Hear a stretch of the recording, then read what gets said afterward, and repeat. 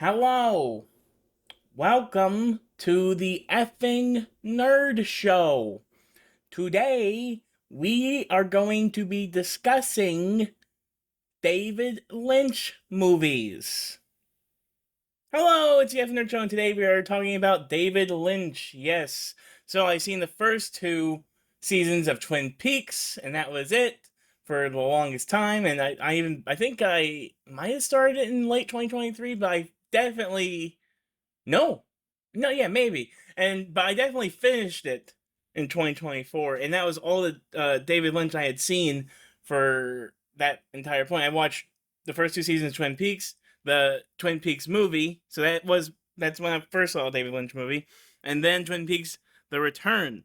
When I watched Twin Peaks: The Return, I was like, maybe I should see it again before I review it, but I figured before I try to see it again for a second time, before I return to the return, I should watch all David Lynch's movies and just sort of, you know, see how his career sort of shifted and then changed and then culminated into the return.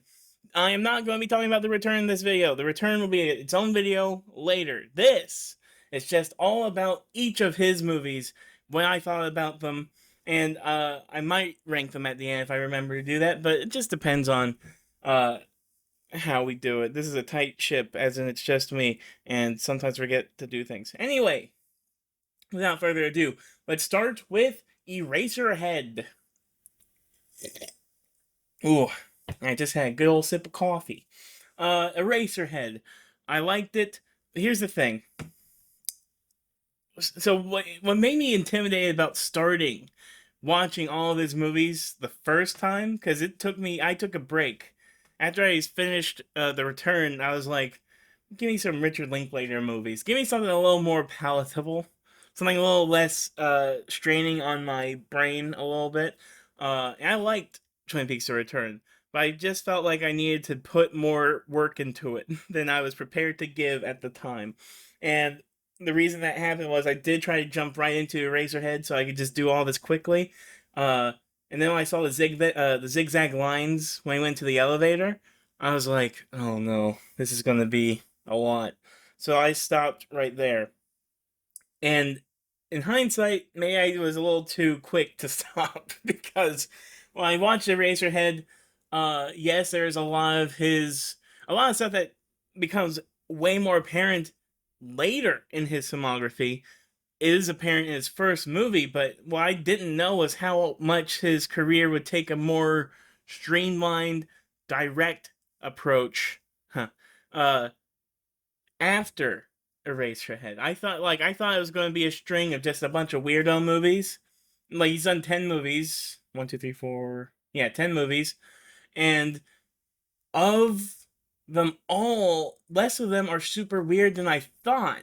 And I think that's something we're going to be discussing today, mainly. But the main crux of Eraserhead is basically about a guy who is, hasn't seen this girl that I guess he hooked up with for months or however long, and it's because she had a baby, and now her parents expect them to get married and take care of this effing thing. Um, and that happens, and it's just sort of a crazy deconstruction of that, or I don't even know if it's a deconstruction. I don't know. It's whatever you want it to be. But what's crazy about it or cool about it is the weird baby they made or he made. I guess David Lynch made it. It took over 5 years to make this movie. I think that's what's interesting is the main interesting thing is it took 5 years. Jack Nance had to keep that haircut for 5 years, and yeah, I like the sound design of all of his movies. That's something I need to just bring up because he has good design, and I've started to really notice sound design in a lot of movies these days, especially when it is a little more kooky and a little more crazy and a little more emotional. Uh, what else to say about this movie? I like Jack Nance. R.I.P. Very tragic man. But he's a he does. It's basically him acting as David Lynch in this movie because I think David Lynch, I guess he had a baby when he was unprepared and he didn't know what was going on, and he just sort of, this is his expression of that. And yes, it's weird, and it's something I'm going to break down later. But we gotta move on. So, The Elephant Man. This movie slaps. I loved The Elephant Man. This is one of my. This was like when I started The Elephant Man.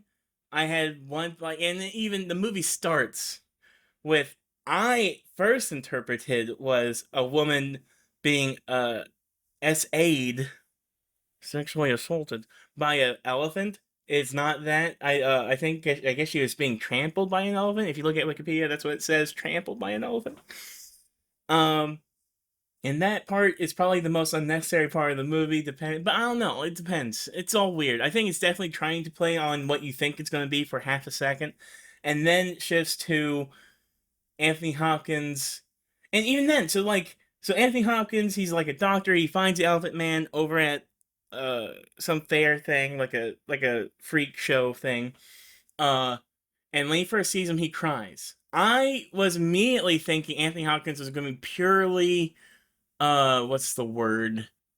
Selfish. And I guess maybe in a way his actions can be seen as selfish, but he takes the Elephant Man, John Merrick, he will later find out, takes him, houses him, shows him in front of all these doctors, really just as a study. And that part was kind of effed up when he just sort of makes him get naked in front of his entire class of doctors or fellow doctors. Uh, I thought it was fun. It's funny and interesting, just really, about how like every piece of this guy is messed up except for his genitals. That's kind of like, I thought they were gonna go somewhere with that. They never did, because this is a real life man, and I guess that's just not known or whatever. I don't know. The best part in the movie is when, I'm skipping forward. It's a good movie. It's very different than I. It's. I honestly think The Elephant Man. A lot of people joke about this as being his most normal movie.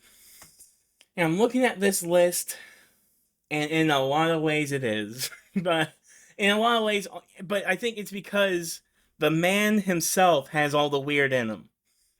You know what I mean? So like every time you look, even if you look up the real guy, John Merrick, or let me look. I don't know if his name is actually John Merrick, Joseph Merrick.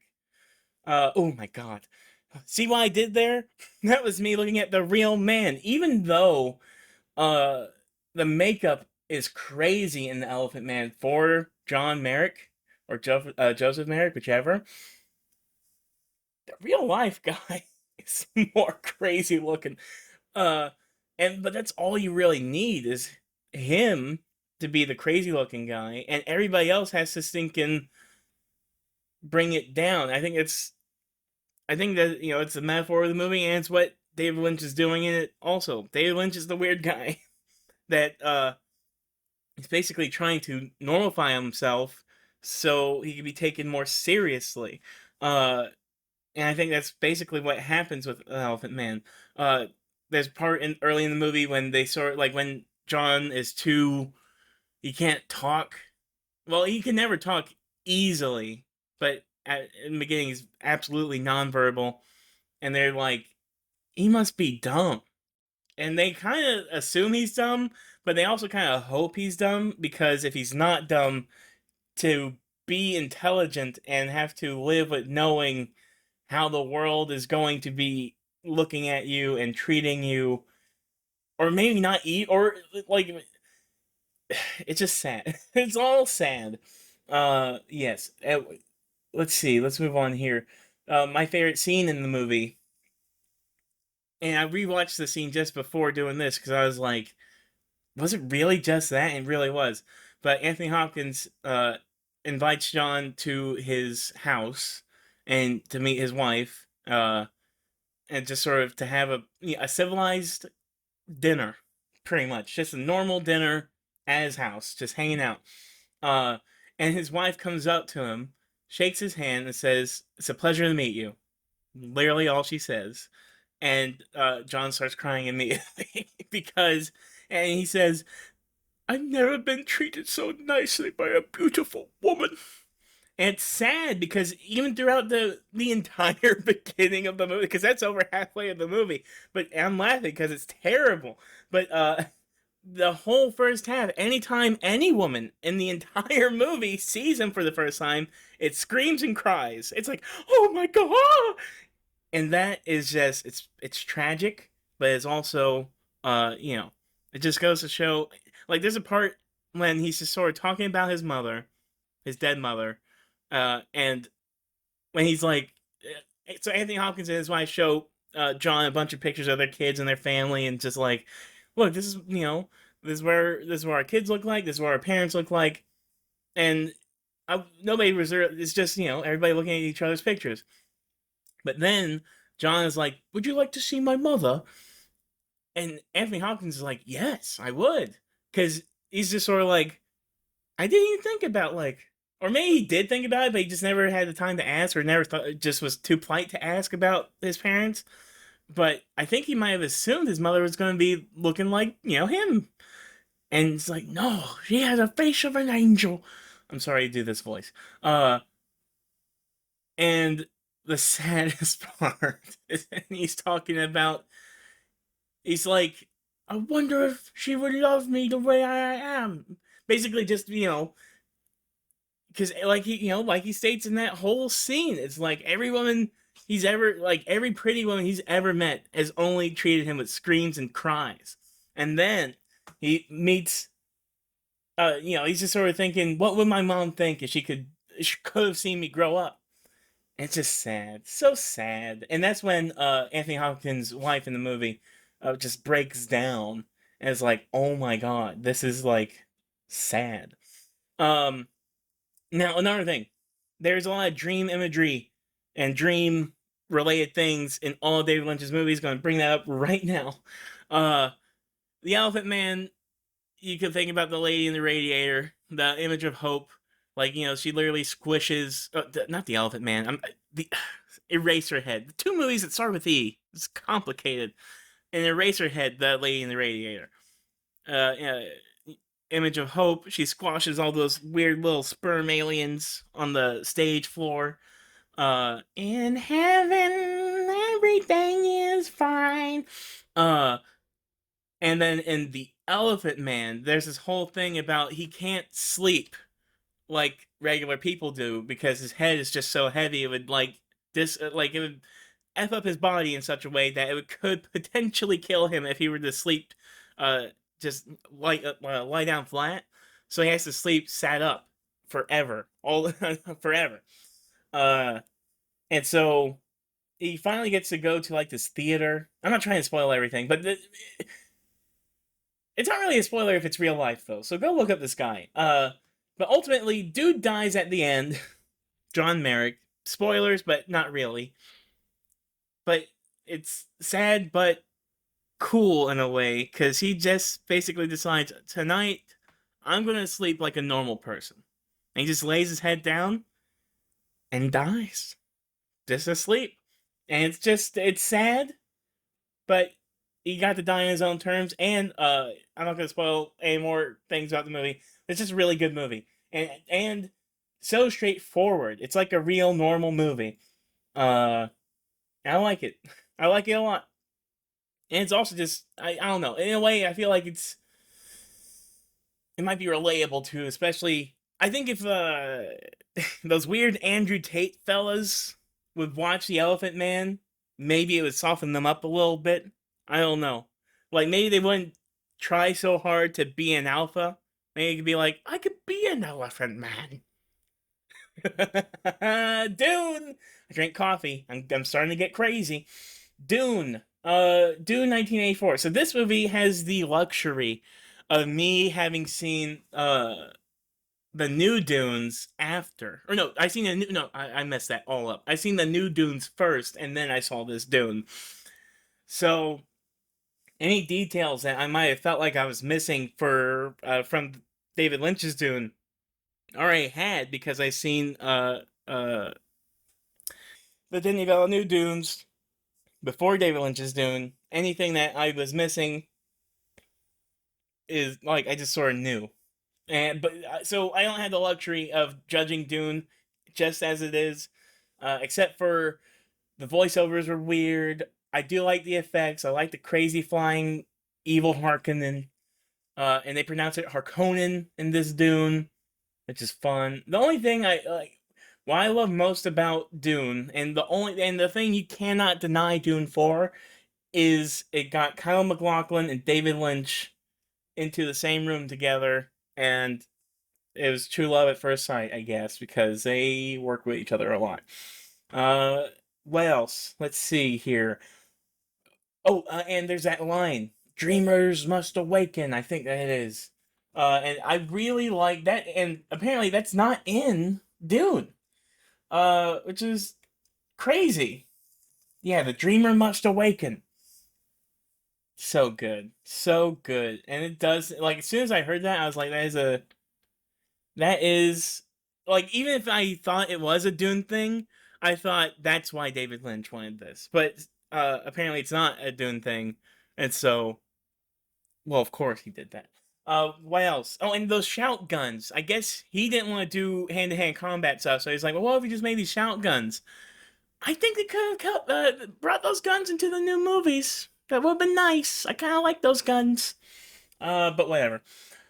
Next, I'm skipping over Dune. Nobody wants to hear about it. I'm sorry. It's good. It's okay. It's okay. I've seen better Dunes. That's just me. Next up, Pink.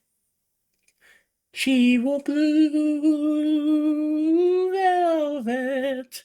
People call this a Twin Peaks prequel. And in a way it is. I could definitely see why people say that. For one, it does have Kyle MacLachlan sort of, he's like a high school kid who's just he walks everywhere. I relate so much to some of it. Granted, I did not live in as nice walkable neighborhood as Kyle MacLachlan in this movie. I've lived in plenty of neighborhoods and I just walked around because I just had to walk. But he walks home one day or walking to his girlfriend's house something, and he finds an ear on the ground, and he takes it to the cops, and they have to help him, or it just he goes down the rabbit hole of trying to figure it out without the cops' knowledge, basically, because he's a kid. People, I think Ryan Johnson might have cited Blue Velvet as a minor inspiration for Brick. If you ever seen Brick, I love Brick. Because like high school kid involved in murder mystery, uh, etc. and so forth. This Isabella Rossellini plays Dorothy Valance, who and she's the one who sings Blue Velvet, and she's really good in the movie. And this is also something I want to get into. And I'm sorry, kids, if you're listening.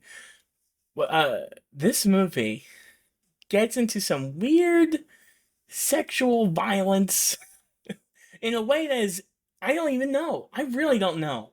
Uh I don't know what it's trying to say or what it's trying to do, but I gotta unpack it a little bit.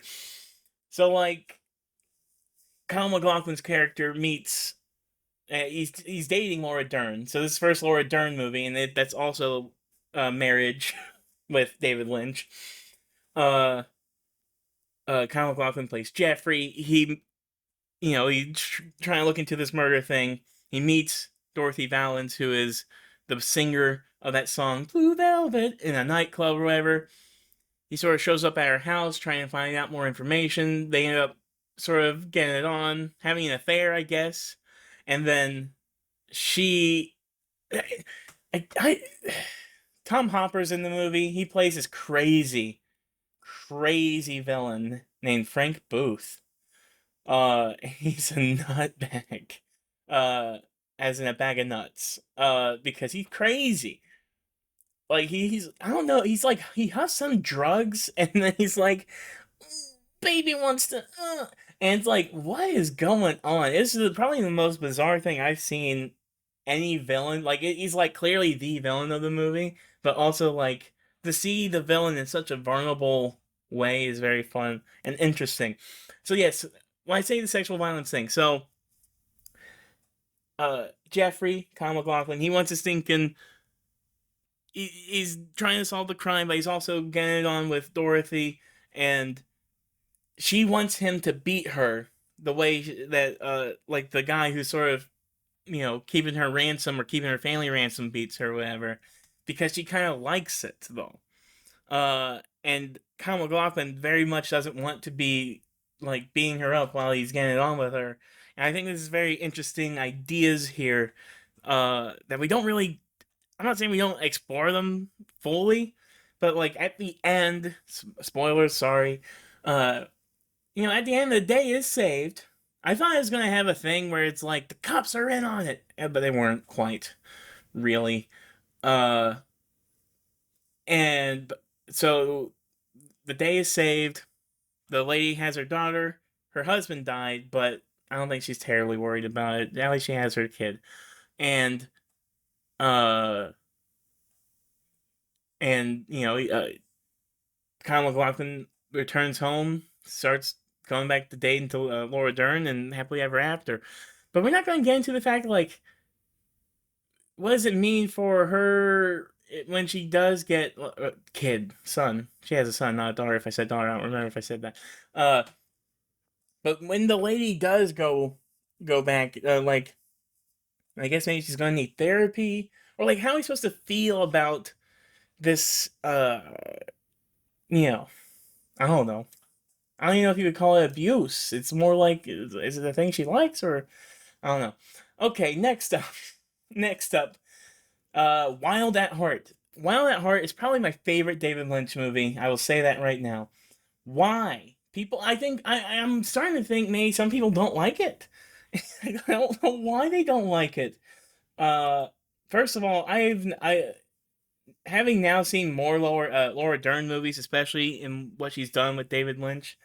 I do see the what like why she's so beloved. What like I've always known of Laura Dern, but I've never seen her do anything other than Jurassic Park or what she was in The Last Jedi or sort of big movies or like she's not in movies that she'll be like someone's mom or someone's like you know nice friend. I don't know. And in Wild at Heart, she is not that. She's like a wild. I think she's a teenage girl in the movie or late teens, something like that.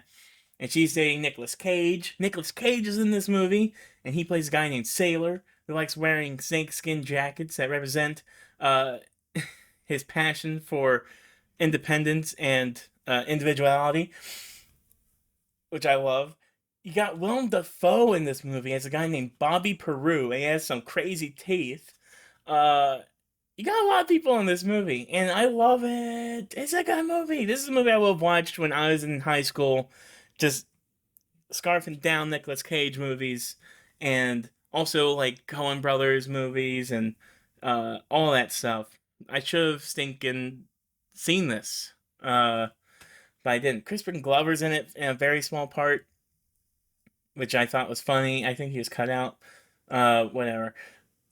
What else can I say about this movie? This movie's just fun. I think it's just a fun movie.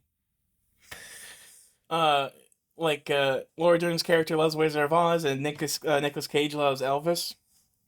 And Nicolas Cage is basically they're a good-hearted couple that is on the run from Laura Dern's mother, who's also hiring hitmen to kill Nicolas Cage.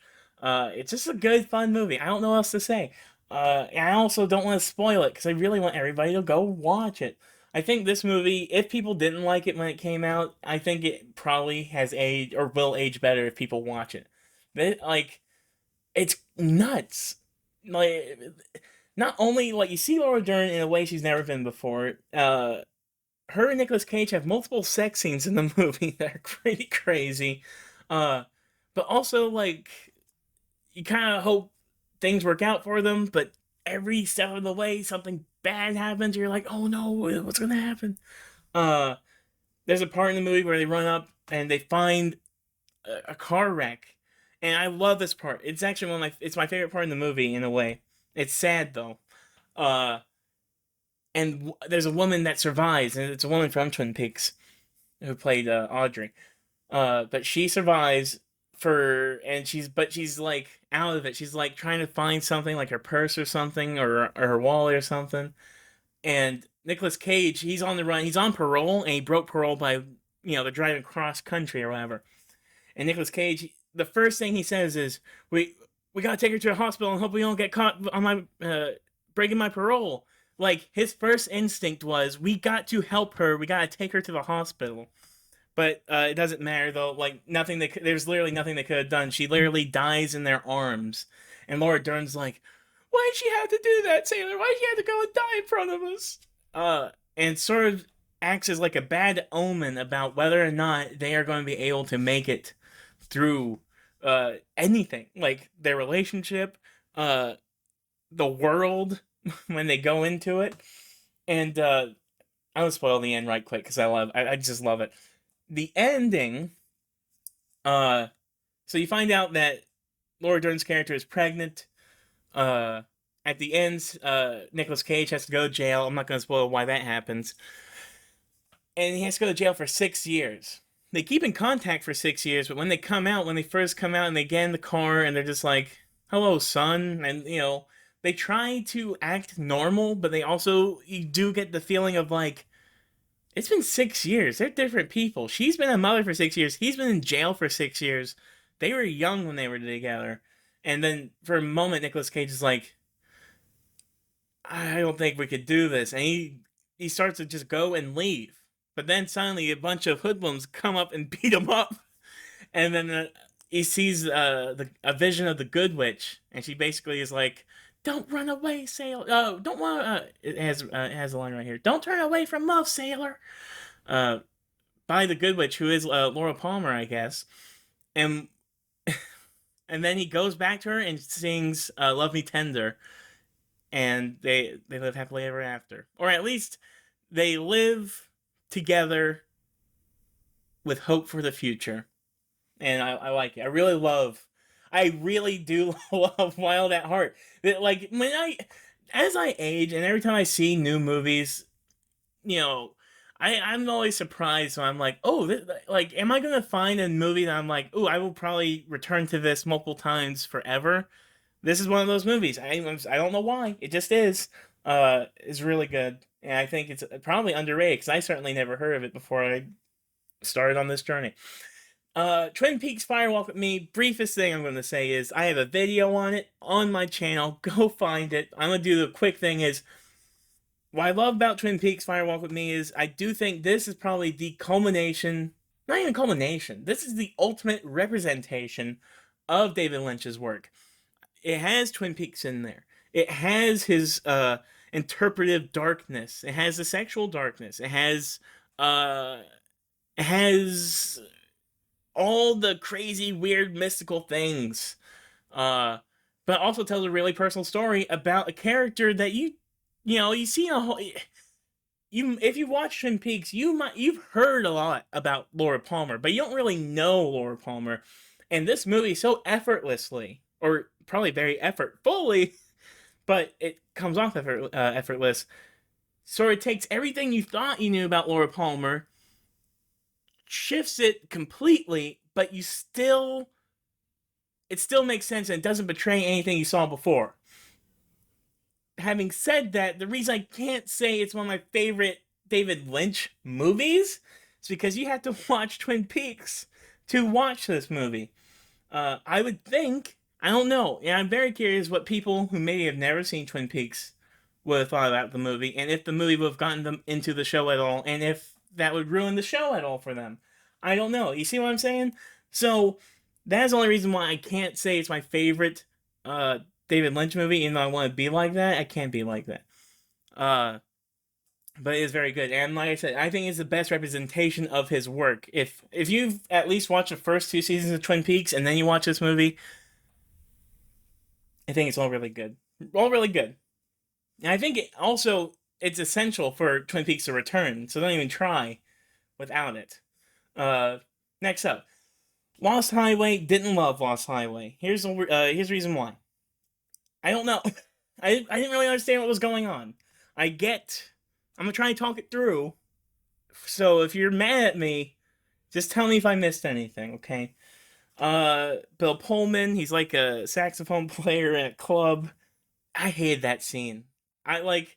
I know there are scenes in these movies, especially David Lynch movies, where it's like he's trying to be a little more abrasive, a little just dissonant. Uh, but the problem is, uh, I don't know. For some reason, just seeing Bill Pullman sitting there rolling around with the saxophone with the light strobing, he's just like, woo, woo, woo. I'm like, oh, okay, no. And also the reason why is I'm thinking of Twin Peaks Fire Walk with Me, and that scene where David Bowie is sort of flashing in and out, and then it goes into like that guy with the mask on with the long nose and the red suit in that sort of other world where you see the arm man guy and Bob and all that jazz. It makes me think of that scene, and even in the without the missing pieces for Twin Peaks Fire Walk with Me, without all that, I still think that scene plays better to me than the Lost Highway scene where he plays the saxophone stuff with the lights. Uh, Also, even if I'm starting to mentally understand Lost Highway a little bit better, like I guess guy kills his girlfriend or goes to jail, shifts into a younger guy, gets picked up by his parents, leaves. The younger guy gets with this woman. The woman double crosses him, and then he turns back to an older guy. Then he helps the devil catch a evil sex cabal. Is that the devil in the movie? I don't know. And the reason I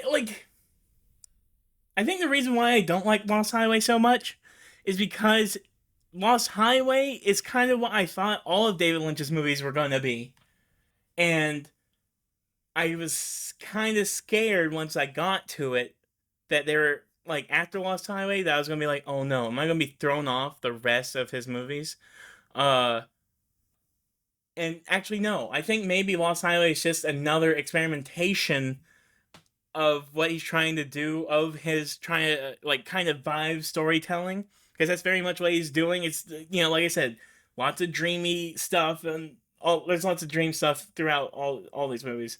Uh, but this one especially is, I think, his first real attempt of just trying to emotionally jab the story at you without flat out telling you exactly how it all happened. Uh, and for me this time, and this literally one time, because I'll get into it in a little bit, but I think he does similar things way better. Uh, I just didn't cry. I didn't love it. I didn't love it, and I thought I was gonna try to get through all of these and actually like be like I like them all. I didn't like it. I will. I'll revisit it one day, but not right now because I'm tired of it. Okay, The Straight Story. I love this movie. This is another one of my favorites. Not like Elephant Man, Wild at Heart, and The Straight Story. These are three movies I will probably watch a bunch in life. The Straight Story I would hate to watch when I'm 50, but I'm gonna love it when I'm gonna love it. Like the older I get, it's gonna be so terrible, but I might like it. The Straight Story is about a guy named Alvin Straight. He has emphysema, which unfortunately David Lynch has now. Also, maybe he saw the future. I don't know. Uh, and he's so stubborn. He won't use a walker. He has like two broken hips. He won't use a walker, but he'll use two canes. And he decides to take his lawnmower because he can't drive because he can't see and he doesn't have a license. He's going to drive his lawnmower across a number of states to go see his dying brother. Uh, I don't want to talk about this movie because it's so sad. Old people stuff makes me sad. Even though I kind of hate old people as a concept and in general, I do think we don't get enough popular stories about old people because like they are invisible, and I think that is a sad reality sometimes. Even though I hate old people so much, but this movie it really beautifully, like there's a scene where Straight gets to like a sort of like a one of his sort of rest stop stopping points, and he sort of talks to another guy about the war, World War II, because they were both in World War II, and he and another guy are just sort of talking at the bar. But he's on straight doesn't drink, so he's like drinking milk, and they're just discussing just some sad stuff, like stuff they did in the war and stuff they regret and all this stuff. Uh, and the friends they lost and all that, and it's just like, oh my goodness. And also, Straight, I'm not gonna spoil it, but like Straight has his own war story that is so tragic, and it really makes you think about like all the, and that's why it makes me old people make me sad, because it's not just like, oh look, they're old, they made it. It's also like all that sadness is in that old person. There's a lot. There's unfathomable sadness in old people, to me, that I think, and it's just it terrifies me. Oh my god. Uh, but also there's a scene when he's talking to some young guys. I don't know if it's at the same stop or a different stop, but like these young guys are just sort of playing like some game. They're just talking, and they're asking the old, they ask Straight, what's the worst part of being old? And he says, remembering when you were young. Fudge! Oh no, we're doomed. It's so sad. It's very sad. But also, I gotta mention this last scene. It's really, just watch it. I think the Straight story plays so well. Like it's very much it's a brilliant Sunday morning movie. Like if you got a Sunday, you're just folding some laundry, put it on, you'll have a fun time. I think you'll have a somber fun time, but it's a fun time. Uh, but there's a scene where he finds a woman on the road, a pregnant woman, and she's running away because she's pregnant. And she doesn't want to tell her family, and Straight is basically telling her, they might not like that you're pregnant, but they probably would prefer you to help you with your problem than to lose you completely. And then he uses a representation of like sticks. It's like, this is you by yourself, or this is sticks by themselves. They break or whatever. And then, but if you put them all together, try breaking it. Doesn't break. That's family. Uh, and she, helps him to his bed and just sort of leaves a bundle of sticks for him to find in the morning to see that she's going back home to her family. Nice. Love it. Okay.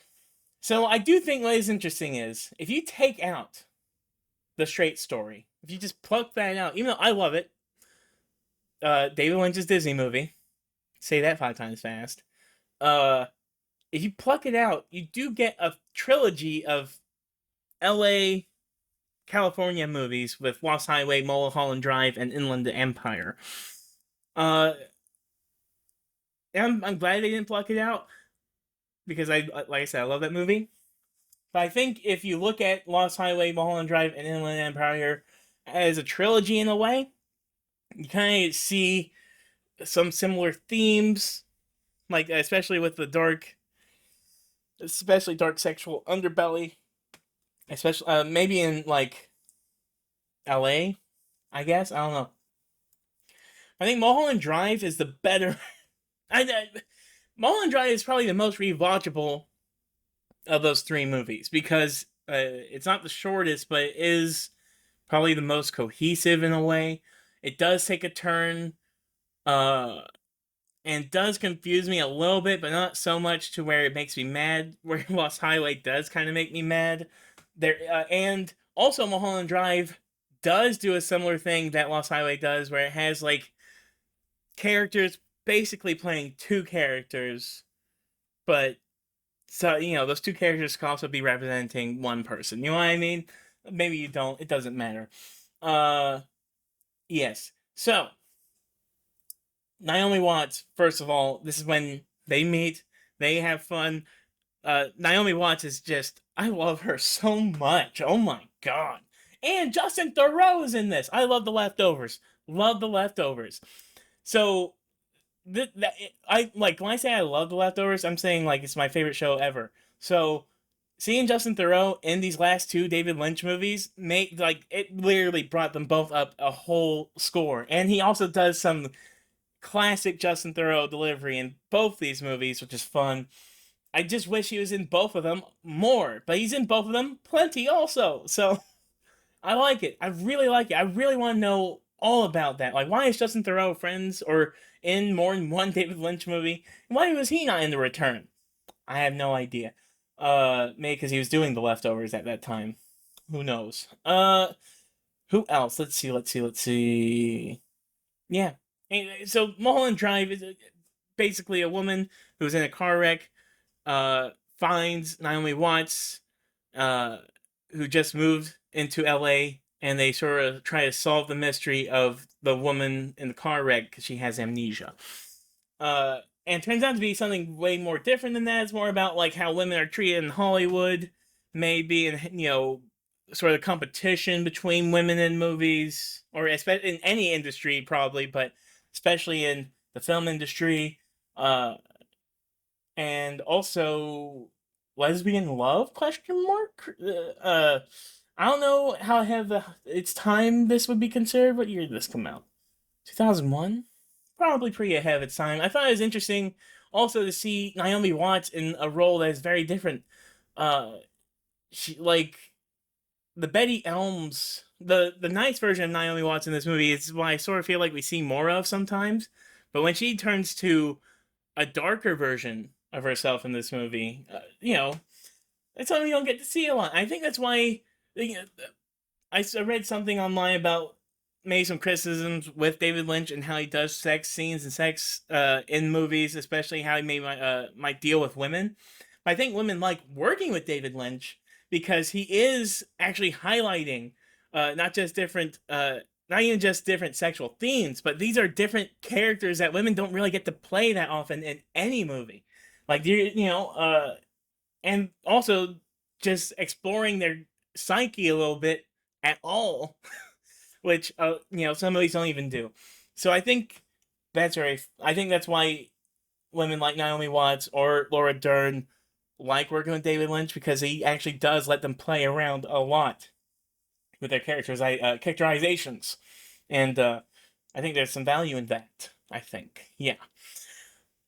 I like Mulholland Drive a lot. It's not my favorite of these LA movies. My favorite is Inland Empire, which I, which I, if you, so I've heard, I put a ranking. I will say my rankings because I do remember that I said I was going to do that. Uh, Inland Empire, I like, I probably watched it the most casually of all these movies in a way because I watched it in three parts because it's a 3 hour movie, 3 full hours, 3 full hours. This movie. Uh, but as crazy the second hour was starting to get, I never got that annoyed feeling that I got a little bit in Mulholland Drive and I got a lot of it in Lost Highway. And not only that, by the time it all classes back down in the final hour, I was like, I understand the plot of this movie. I think I get it. Uh, the only the only part that kind of annoyed me was the foreign language bits. Uh, Make sure you turn those subtitles on, people. Uh, but other than that, I really liked Inland Empire. I liked what the movie was about. It was also about like how the industry treats women, but also it was about this woman's thought process of having an affair with a man on set of some film project and having to get an abortion about it and sort of all of her thoughts about all those complicated feelings I thought was very interesting. Uh and all the women in her head. I don't know if these it's all up in the interpretation of what's in her head, what's real, what's all this jazz, whatever. But I like the idea of all these women. I think they kind of represent the women that maybe Justin Thoreau's just sort of used and threw to the side or whatever, and also uh, women that maybe Laura Dern's character feels like she's either helping to liberate or also just feeling the pain of, uh, or also there's also points where it might be feeling like they can be a little catty towards each other. But I think mostly they're just sad and of the same company. I don't know. There's a scene, the, the scene at the end when spoilers. Sorry. I think I don't know if you could spoil a David Lynch movie. I'm gonna be honest with you, because they all get so weird. It's up to interpretation. You can do whatever you want. It could be a spoiler, it could not. Cause like at the end she dies, or I think she dies, but then she gets up at it. So I don't know. But she's dying in like the street, and there's these two homeless women just sort of watching her die, and they're talking about their lives and uh stuff. And Terry Crews is there. Terry Crews is just sitting there, behind one of the women. I was like, Terry Crews is in a David Lynch movie? That was just strange. Just strange. Uh, but I also like the conversation those two homeless women are sort of having, just sort of talking about, well, where can you go? I can go here. Well, how can you get there? And it was just sort of me thinking about. I think all the characters in the movie might just be the thought process of Laura Dern's character, and the reason I think that is because the movie sort of does these transitions, almost like Inception in a way. Like there's levels of dreaminess in a way. Uh, so we start in the beginning, and then she hears about somebody's going to die, and I think that sort of just keeps bleeding into like the events of her getting the movie, her talking to Justin Theroux, them spending time on set, and then next thing you know, you're in the nightmare world, and then things sort of derail, and then they sort of come back and coalesce, and then it's like, all right, the end. And I think it basically just ends with, uh,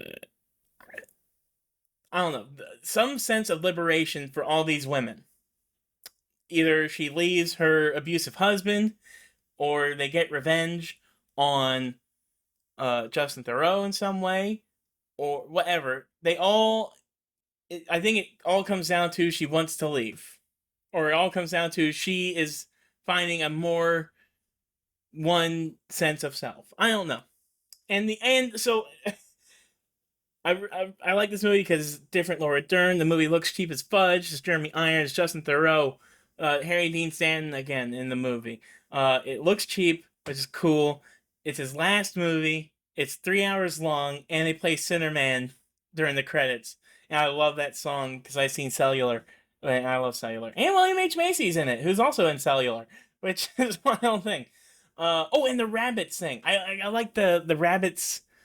Because I heard about this stupid rabbit short that David Lynch had done. Sorry, I'm not trying to call it stupid, but and there was like this thing like people watch it because it causes existential dread or whatever. And maybe that's true. I don't know, but that thing actually represents in this movie very well the idea of like the appearance of a happy family on screen, and how that image can be warped when you're not, either when life's not going the way you expected it to be, or when you've seen behind the curtains of that show to see that it's all fake, or humans are just a bunch of rabbits just getting it on, making more. uh this movie is way more coherent than I thought it was going to be, and that's why I like it a lot, and that's why uh I'm going to say my rankings now of David Lynch movies. Here we go. Top 10 David Lynch movies, because there's only 10 of them. Number 10, Lost Highway. Number 9, Dune. Number 8, Eraserhead. Number 7, Blue Velvet. Number 6, Twin Peaks. Fire Walk with Me. I don't know. 5, The Straight Story. 4, The Elephant Man. 3, Mulholland Drive. 2, Inland Empire. And 1, Wild at Heart. That's the films of David Lynch. I've watched all of them for the first time. I don't know what the title is. I've seen all of David Lynch's movies the first time, or all of David Lynch's movies ranked, or David Lynch. What the fudge? But all I know that you should do is to like, comment, and subscribe. Tell me what your favorite David Lynch movie is. Tell me if I'm stupid. I don't know. let's figure this all out. Let's crack the code of the David Lynch cinematic universe. Yes, I know it doesn't exist. You want to be a stinking but I mean, there it kind of does. There's lots of red curtains, lots of zigzag black and white floors. There's lots of dreamy imagery. Yeah.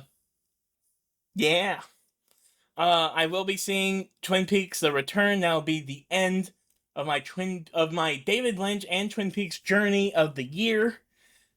Which has been a long year.